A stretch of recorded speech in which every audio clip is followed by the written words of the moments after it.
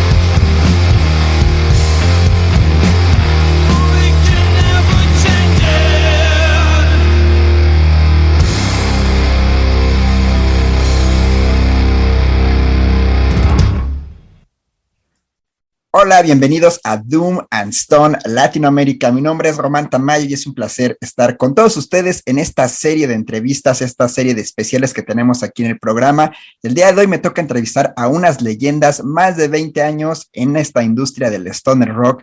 Desde Berlín, Alemania, tenemos a Samavayo con nosotros. Hello, hello, hello. How are you? Hello, thank you. Thanks for being here. My pleasure, my pleasure. I know I can pronounce your name correctly, so can you help us with that? Yeah, the name is pretty simple. It's Samavayo, so it's nothing complicated. But yours. Yeah. My name is Behrang in Persian, but everybody in Germany says Behrang, or Behrang in English. So it's Behrang. That's really complicated for me to pronounce. Once a friend of mine from Germany tried to teach me how to say strawberry in German, and it's really complicated. I can do it. Erdbeere, yeah. It's really complicated. But well, let's talk about Samavayo. Yeah. Tell us about the beginning of the band, how you meet each other and how you decide to create these incredible riffs in Berlin, in Germany. Well, when we started, we were a band from the same school, and basically three of us were from the same year. Because in the beginning we were four people. Now we are three. Now we are trio. So we had two guitars, one lead guitar, and so we learned each other at school, at the same school, and yeah, it was just hanging out and playing some music on the acoustic guitar. And at some point, I was asked by Andreas, our bass player, if I want to join the band. And so when we started making music, we had already made our A levels, so we were out of school. So we missed for a year to be a real school band. So it was everything after school. And then we started playing in Germany when in 2000. When the first influence of Caius entered Germany. So there were only a few stoner rock bands out there at that time. It was Rotor, it was Color Haze, and some other bands that don't exist anymore. And of course, there were also more bands. I can't name them all. But it wasn't such a huge scene that it is right now. So we started listening to Caius and tried to do some stoner riffs, and at some point we were suddenly part of the stoner rock scene in Germany. But the real explosion of the scene getting so huge came with the first Desert Fest in Berlin, when the scene like really got big, and when it was becoming quite normal and usual to have stoner rock festival with 1,000 or 2,000 people. Because in the first years when we did music, it wasn't so easy to do a cool stoner rock show in the city where a lot of people come. It wasn't so known to everybody, but it developed itself. And our first record that we did, our first album, was in 2005. And in those times, we didn't know that people were really listening to our music. We thought nobody has interest in stoner rock. We found out later that a lot of people were socialized by that album also.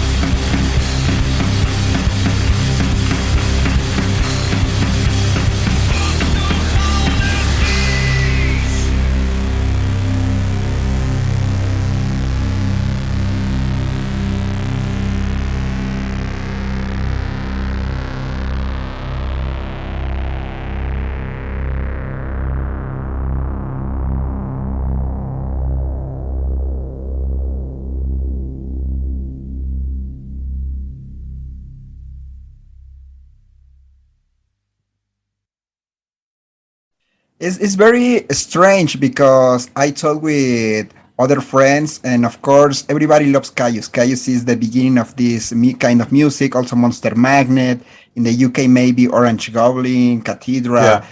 But in the case of Germany, it's very peculiar because you have this old movement called crowd rock from the 70s, bands like Guru Guru, Amon Dul. And I want to ask you if exists a connection between these old bands and these new bands, like, well, new, to say something, for example, Color Haze Rotor or you guys, exists a connection, a tradition between this crowd rock or German space scene and the stoner rock scene? Do you think exists a connection?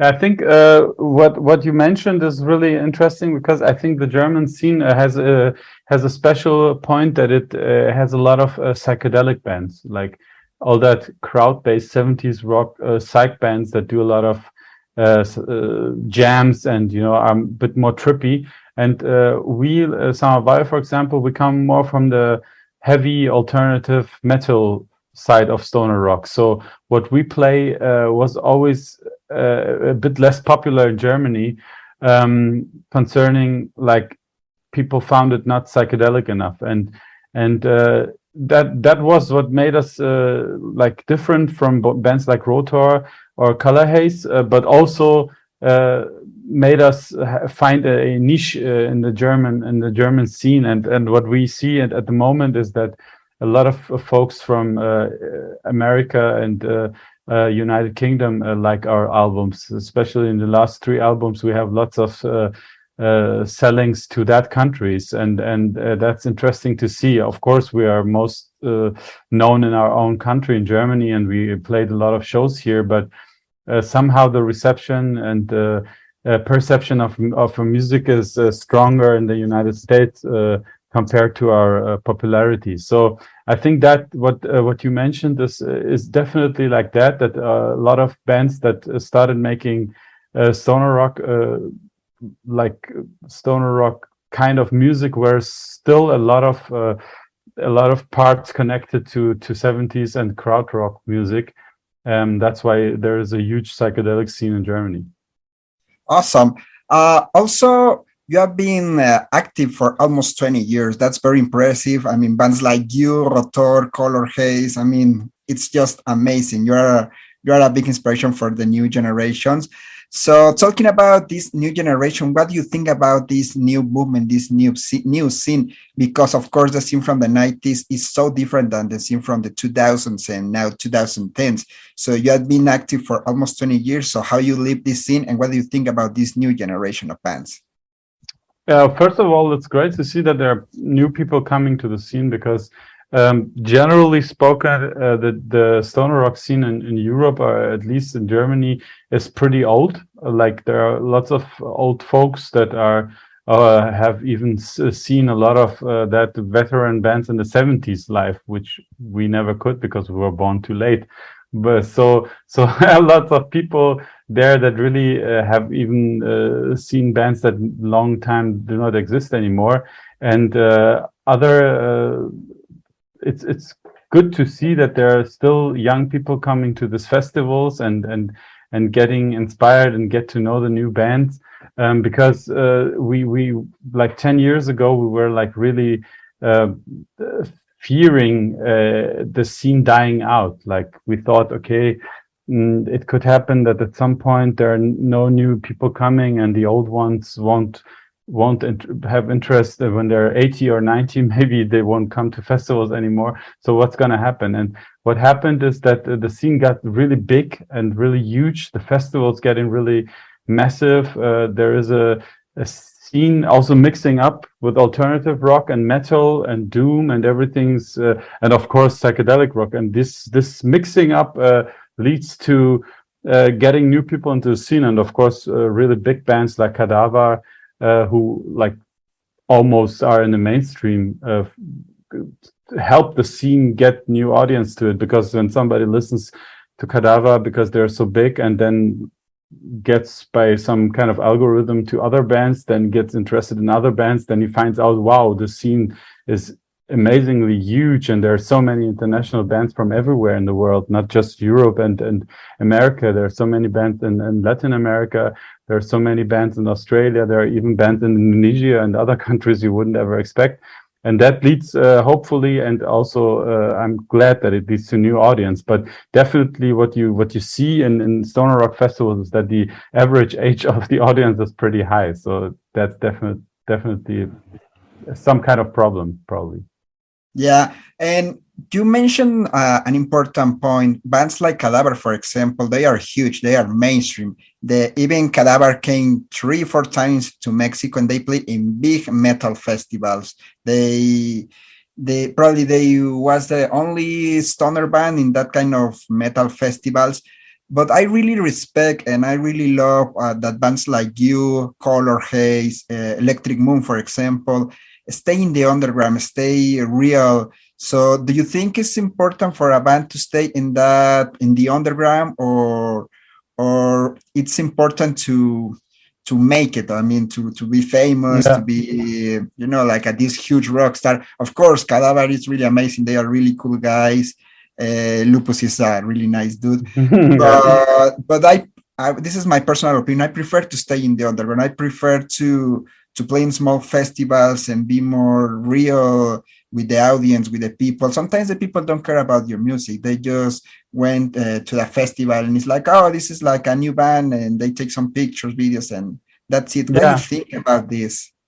I understand what you say, because we had some some period in our band history where we made a step into the mainstream and realized that it's not the right place for us, and we stepped back again.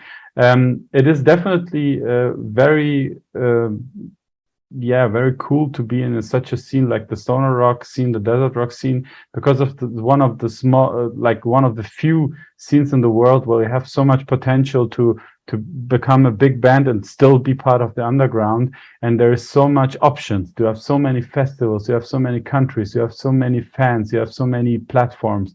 And it's not every scene is like this. Of course, the metal scene is one of the most known, the punk scene. But then it gets difficult. Like when you're a grunge band nowadays, it's pretty difficult to have a worldwide scene with so much dedication. And also, I mean, the stoner rock scene is so good for the bands because you have so many loyal fans buying your vinyls and t-shirts. I mean, the dedication to merchandise is so high in this scene. And so for us, it's pretty important always to be a part of the scene. And of course, we want to grow as a band and get famous in terms of being able to play festivals around the world. And that won't happen if you stay a small band. I mean, we consider ourselves as a small band. We are people in the scene know us probably because we exist so long, but we are not as huge that people put us in the headliner slot of Hellfest in France. But we would like to play that festival. So to play there, you need to get a certain size as a band to get a certain popularity. But on the other hand, we always are like thinking about to maintain our authenticity and stay in the scene, because that is the scene that is always there for us, and where we can always rely on the people and their loyalty. And it's not the same when you once enter in the mainstream and you really do some kind of a sellout and people lose their trust in your music, then it's hard to gain their trust back. So I don't think that Cadaver, for example, made some planned step into the mainstream. I think their music was just pretty suiting to a lot of people that normally don't hear stoner rock, and that's good, because a lot of people in the stoner rock scene love them, and a lot of people that even don't know that there is a stoner rock scene love them. And that's something you cannot easily construct. It happens, and that's good when it happens. That won't happen to Electric Wizard or Crowbar. They're much too heavy to suddenly convince any kind of mainstream people. But in case of Cadaver, it worked because of this 70s sound, this dancing beat, and then the things that work for a lot of people. And I mean, we do not fear getting really popular, but we still want to always be part of the scene we are part of, because it's a scene that gave us so much in the last 20 years. Yeah, totally agree with this. I think this is an important point because Cadaver is an exception, and bands like Cadaver, maybe Monster Magnet, Cayuse, even Fu Manchu. Fu Manchu is big, but it's not super mainstream. But thanks to these kind of bands, the regular or normal people can know this kind of scene. And Yeah, thanks to these bands, they open a new way, a new path. With the, for example, in Hellfest, they have this special place called the stage. Valley with stoner Yeah, bands, and that's very yeah. important because thanks to these bands, they open the gate for the other ones.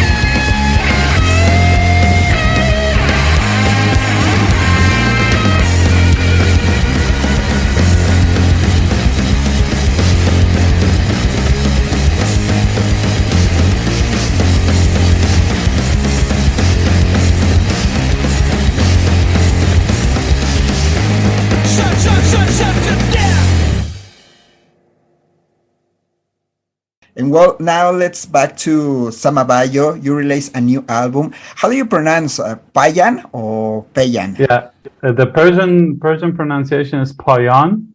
Payan. Yeah, so I think Payan is the closest pronunciation of that. Okay, so tell us about Payan. How was the recording process? And tell us about the artwork and also the concept of the album. Yeah, Payan was we started writing Payan in 2020, and it was the beginning of COVID, and we were actually planning to do some kind of anniversary record because it was 20 years Samavayo in 2021 actually, or 2020, we didn't know exactly. But then because of COVID and not being able to play shows, we decided to postpone it because it didn't make so much sense when you're part of the stoner rock scene to release albums without playing shows. I mean, you lose the one thing that helps you most to get your records to the people.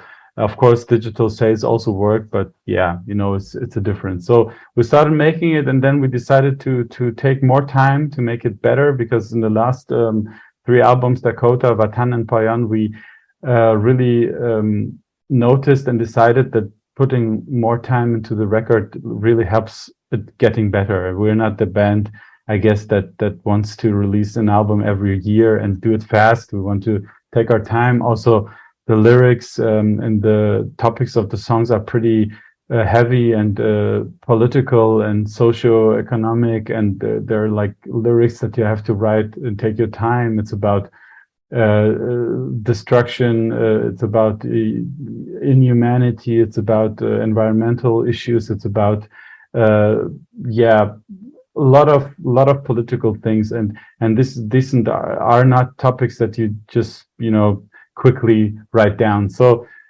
we started doing all that songs and rehearsing them, and then we went again to the third time now to Richard Behrang's studio. He is the live technician of Cadaver. So he's the live engineer, and he's been also in Mexico. He talked about it, the times when we recorded at the studio. He shares his experiences and the things that he saw with Cadaver with us, because it's pretty interesting, all that travels around the world. And yeah, we were really happy with him this time. We made even another huge step in our sound. You know, it's always for a rock band, it's always the one main goal is to capture the live energy and the sound that the rock band has on a record. And that's not so easy, because a lot of the things that you enjoy watching a rock band on a show is the energy and the massive pressure of the sound. It's not just being loud, it's a lot more, and this is hard to capture it on a record. And we again worked on the drum sound, again worked on the bass drum, on the guitar sound. This time I think we have probably the best sound that we have ever recorded on a record, and we were really happy. And like every time, we didn't know what will be the results. You know, you record something and you think it's pretty okay, but you're not like fully convinced or sure it's going to be like really people's going to love it. And it was again even more and better perception as with Vatan, which was our most successful album so far by media and sales on Bandcamp and so on. And Payan again topped this one, and was a really big surprise that people liked it a lot, because it had a different style than Vatan. This time we play a bit faster songs. They're a bit more like rocking and less heavy and psychedelic, like every track on Vatan was. So we on purpose did this change. We didn't want to record another Vatan. We just wanted to make some different things. I don't want to say improve, because it sounds as if Vatan was better than Payan was better than Vatan, but it's not about improving something. It's about like being creative and do something new. And yeah, we tried, like the first cover we recorded on Payan, the cover from an Iranian pop superstar. So we have 2 Persian songs, which is also a new thing for us on an album, to have 2 Persian songs. So there are a lot of premieres on this album, a lot of new things. And yeah, well, people seem to like that album, and we are really happy about that. Yeah, it's a really great album. I love it. And I love the concept behind these politic ideas, the things about the environment. because we live in this crisis, a perpetual crisis. It's very common to see these factories, poverty, disease around the world. So it's really nice that you, in your music, how to say, share this message to the older people, to the new and the old generation. If we don't Yeah. make a big change, we are fucked basically. And Yeah. this is a personal question. Do you like sci-fi movies or books? Talking about these topics. Yeah, I mean, you asked about the artwork, which I forgot to answer. Yeah, I mean, there is of course, we want to like bring to people's minds that we have these issues on the world that we should not forget about. Of course, music is also for like enjoying time and having fun, and maybe also like distraction from the problems that we have. But in our terms, we understand music also as a medium for transporting the important things in life. And while there are wars happening in the world and people being like suppressed in different countries, like minorities or genders or religions or whatever, I think it's hard just to play songs and sing some random lyrics without referring to all the things that happen, because I think it has always be in people's minds, and if they pay their attention to it, finally things will happen. I think that things happen in the world is due to a lot of people not caring for it. I think if everybody would care for certain issues, things wouldn't happen. So it's not about saying, okay, that's the way we have to do it, and this is what we have to do, and this is what we do is wrong. It's about saying, actually, this happens. So just see it, and what you do out of it is your part. But all I want, or all we want, is that you see it.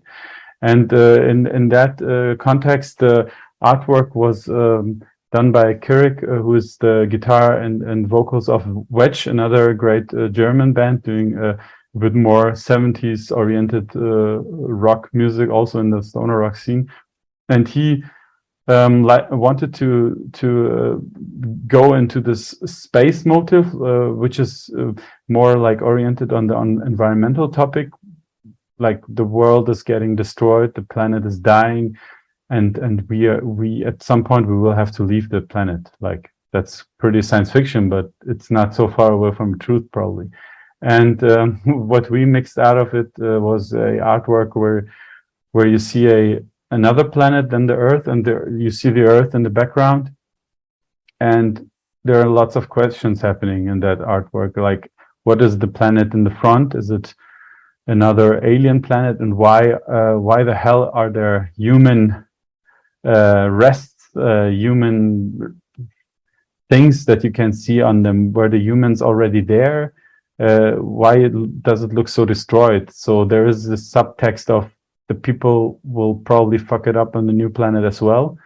That's probably one of the messages that is on that thing. And also we try to do the planet in the background pretty ill looking. So it's not the blue planet anymore. It's a bit of a brown, khaki, dark green planet. So it's dying. So this is just some kind of a story that's happening in the artwork, while the lyrics of 1, 2, or 3 songs is about this planet dying and then people watching it, and things happening in cycles again and again, and still they're happening, although everybody knows that they have happened already. Why don't we do it different way? Why do we repeat things again, like wars? Every 70 years there have to be a huge war, and things have to repeat, although everybody knows that it was wrong. And this kind of topics are also part of the lyrics. And I really appreciate that bands like you or 10,000 Years have something to say about the environment, about the end of the war, because usually the topics in stoner rock is just marijuana, bands, desert, rocks, Satan, and that stuff. So it's really cool, but at the end, it's a cliche. And for me, it's very important that the bands have something to say, something important.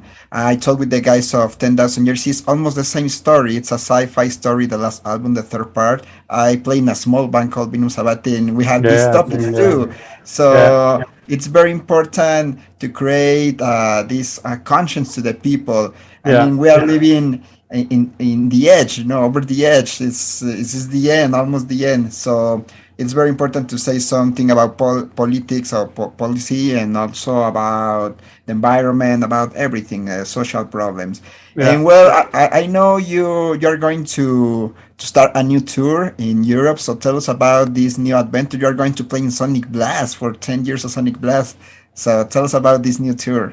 Yeah, we're really happy. We had a amazingly long tour planned in April with Stone Jesus. That was a massive tour. It was like 3 weeks. We could have played 8 countries in Europe in 3 weeks, but unfortunately, due to the war that Russia started, the whole tour was cancelled, obviously, with Stone Jesus, and that was really a massive loss for us because the album was released end of March, and the tour would have begun beginning of April. That would have been perfect. Like, album comes out, you go on tour, and then 3 weeks across Europe.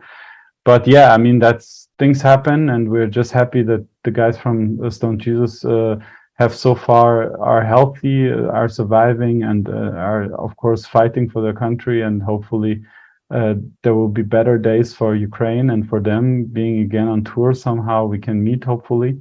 So it was pretty tough for our booking agency, Sound of Liberation, to put us somewhere like at least a short tour in summer, because now after COVID everybody is touring. Like, there is so much more shows in Europe this year than any other year, and obviously the gaps and the slots are not there anymore. So still they managed to book us some 9 shows in the beginning of August, and we're really happy to play them. And then Sonic Blast was planned 2 years ago, which is our first show in Portugal. It was postponed 2 times, and we're really happy to play that, especially because always this shows where you fly somewhere and you get out of a plane, have this pretty international feeling where you really like have this feeling, well, I'm entering a new country. This is something totally different.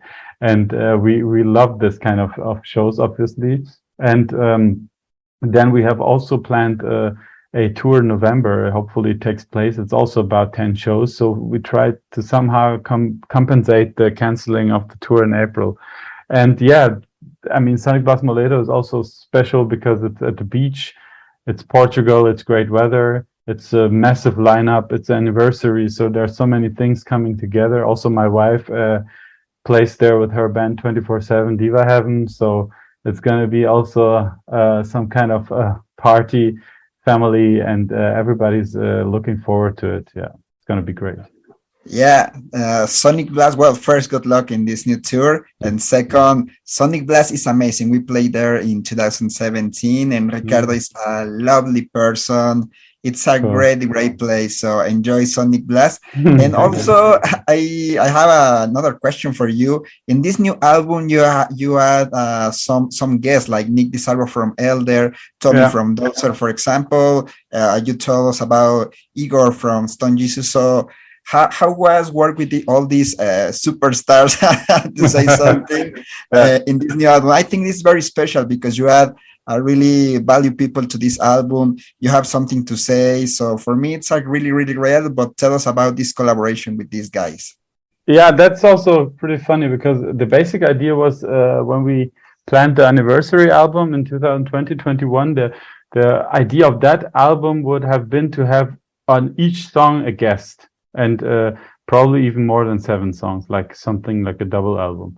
And we had already like thought of what song could be what guest, or which guest should we definitely have, and so on. And then through COVID and everything, we totally forgot it. Like, since it wasn't an anniversary album anymore, it was just the next album. We didn't think about it. And when we entered the studio, there was this one moment where we had like recorded 4 of the 8, 9 basic tracks that we had recorded. Don't you want to asked some other guys for playing on this and that track, and then was like, yeah, but where? I mean, we didn't consider this in the songwriting process anymore. So how are we going to do that? Is there any space left where they can play? And then we started to think about it while we were in the studio. And so luckily there were some pieces left where you could add things which you can hear now. And Nick is a really close friend through the last years. He's living in Berlin. I don't know if people know it, but he's talking like a native German because he learned it. Like he's really like a German when he talks. You can't hear that he's American. So it's pretty funny to talk to him sometimes in English, sometimes in German. So he's a close friend, and I just asked him, and he said, yeah, of course. And he came and jammed on the album and played it in, and we were really stoked by his skill, like putting that album just from zero, putting it on that. I mean, it was great. And then Willy from Coogan's Bluff. Coogan's Bluff is also a band that one of the veteran bands in Germany. First in the beginning in the 2000s, they really did some kind of chaos-oriented stoner. It was really like close to chaos. And then they moved on, and now they do a bit more funky and another approach to the music. And he's also somebody we know for a long time, and asked him. He's also living in Berlin, so he came also to the studio. He's also a good friend of Richard, and he played that solo, which was really cool because it has this grunge vibe of the song he recorded it on. The Mission, the last song of the album, which it has really that kind of hardcore grunge vibe. And the other two guys, Tommy and Igor, we knew through the tours with Greenleaf and with Stone Jesus. So they're not like the closest friends, but we had a really good relationship on tour, and we had no issues. We could talk and laugh together. And so I just asked them by email, and they luckily said, of course, yeah, we're going to do that. And they went even to studios. I mean, Igor went to a studio in Ukraine, and Tommy also went to the studio of the Dozer guy, Frederick. So it was really cool that they put so much effort in it and played awesome solos. And in the end, we had these 4 guys. We had also asked other guys, but it was just didn't work with the schedule of everybody, and some were also ill. So we were really happy to have this 4, because they are not only like well-known, awesome guitarists of the scene, but also really good friends meanwhile. And we try also to stay in touch with Stone Jesus in this situation, and then write them from time to time, and hopefully it will stay like that for all the time. Yeah, hopefully the things change better for the guys of Stone Jesus and Ukraine in general. And This is really amazing. I think this is a special album. This is my opinion for the guest, for the concept behind, and because it's a pandemic album and to celebrate 10 years. So that's really, really cool. This is a tricky question for you. If you know some bands from Latin America or Mexico, Latin America in general. We know bands from Latin America because we once, from South America, let's say it like that, because we once played in Brazil. We played in 2013 or 14. We played at Festival do Sol in Natal, and that was a time when it was just pretty randomly organized, because the basic request went to the Grand Astoria from Russia, which are really close friends from us, and they couldn't do it because there were 5 or 6 person, and flights from Russia to Brazil were pretty expensive. And so they suggested us to the guys and said, here, Samavayo from Germany, great band, maybe they want to play, maybe you're interested in them playing. And so we got in touch with the organizers and Anderson Foca, and then suddenly we were in Brazil and we played 6 shows, but we hung out there 2 or 3 weeks, so it was vacation with some shows in between. But it was a great experience, and we learned the bands Turbo and Fuzzly. Fuzzly were also on the compilation Welcome to Brazil by Weedian, and the Fuzzly guy, Dark, was also the guy who did the artwork for Dakota and Vatan. So he's actually doing tattoos and the paintings for skateboards and everything, for longboards. And I asked him if he ever considered making artwork for album. He said, well, doing tattoos and the paintings for longboards is something different than doing artwork for an album. And I said, come on, you gotta do it. And then I convinced him, and he did first Dakota, which we found really great because he's really painting it. It's not like done on computer or anything. And then the second one, which is even this Indogene motive with that woman, half cyborg, is also done by him. And a lot of people really like that artwork on that first two albums. And so, yeah, we are in touch with Brazilian bands because that's the only place we played ever in South America. And of course, we were in touch with guys doing shows, for example, in Argentina and other countries. But if you're like realistic, we're just too small to make it like pay off for organizers. So we're thinking about it, but in the end, we're not like some Samsara Blues Experiment, which had a big audience in that region where you come and at least gonna be 50 or 200 people coming up, so showing up. So we decided not to risk it for anybody, but it's still, of course, one of our goals to get back to Brazil at some point and also play countries like Mexico, where we know there is a huge scene. But yeah, we have also other goals like playing the United States, which we also haven't played yet. Probably next year we're gonna do something. And this are a lot of countries still to play. I mean, the world is huge, and the stoner rock scene too. Yeah, wow, that's amazing. I mean, Brazil is a huge scene. Same Argentina, Chile. The big problem, of course, is the economy, as always. I mean, even for us, travel to South America is a challenge because money. Long distances also. Long distance and of course economic problems, but hopefully soon. If you come to the United States, send me a message and maybe we can try to bring you to Mexico. It's not so hard, maybe to Tijuana and then fly to Tijuana to Mexico City and organize 4 or 5 shows here. That would be cool. Definitely. Yeah, well, but thank you so much for your time. This was a really nice interview with you, and of course it's a pleasure to talk with a legends.